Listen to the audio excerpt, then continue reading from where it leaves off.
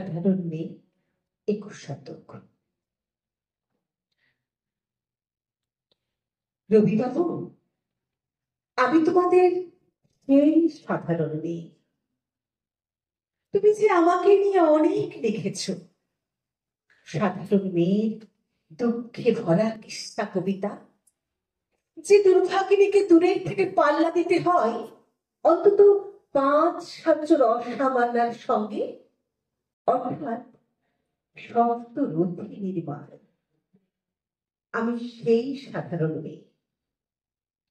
তোমার কবিতা আর গল্পগুচ্ছের পাতায় পাতায়, শিলাইদহের ঘাটে, গ্রামের উঠোনে আমার কথাই তো ছড়িয়ে রয়েছে।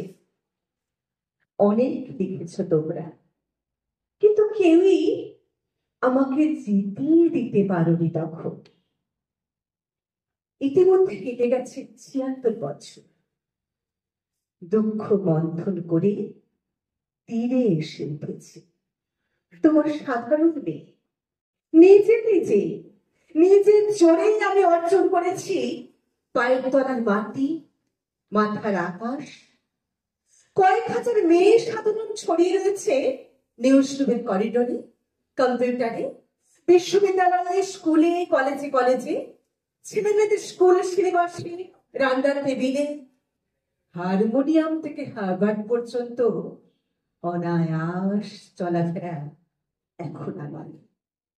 কাঁচরাপাড়ার গলিপথ থেকে ক্যালিফোর্নিয়া, পাড়ার ফাংশন থেকে পার্লামেন্ট ঘর, এখন আমাকে আর ইট চাপা দেওয়া যায় না। এক মুঠো আমলকি পৃথিবীকে এখন আমি নিজেই জিতে নিতে পারি। আমার 10টি হাতে ধরা আছে দিক চক্রবাল। ঘর ও বাহির হতে প্রেম প্রতারণা, স্বামী ও শাশুড়ি থেকে বিশ্ব উষ্ণায়ন, ছোট পরিবার থেকে বড় কাছে টানাও পড়ে নিপুণ সামলে নিয়ে আমি এখন দশভুজা। তোমার মালতী এখন আর হারিয়ে যায় না কোনো এক নরেশের উপেক্ষার মেঘে। রবিবাবু, তোমার সাধারণ মেয়ে অসামান্য হয়ে উঠে ভাবাচ্ছে তোমাকে। তোমার সাধারণ মেয়ে অসামান্য হয়ে উঠে ভাবাচ্ছে তোমাকে।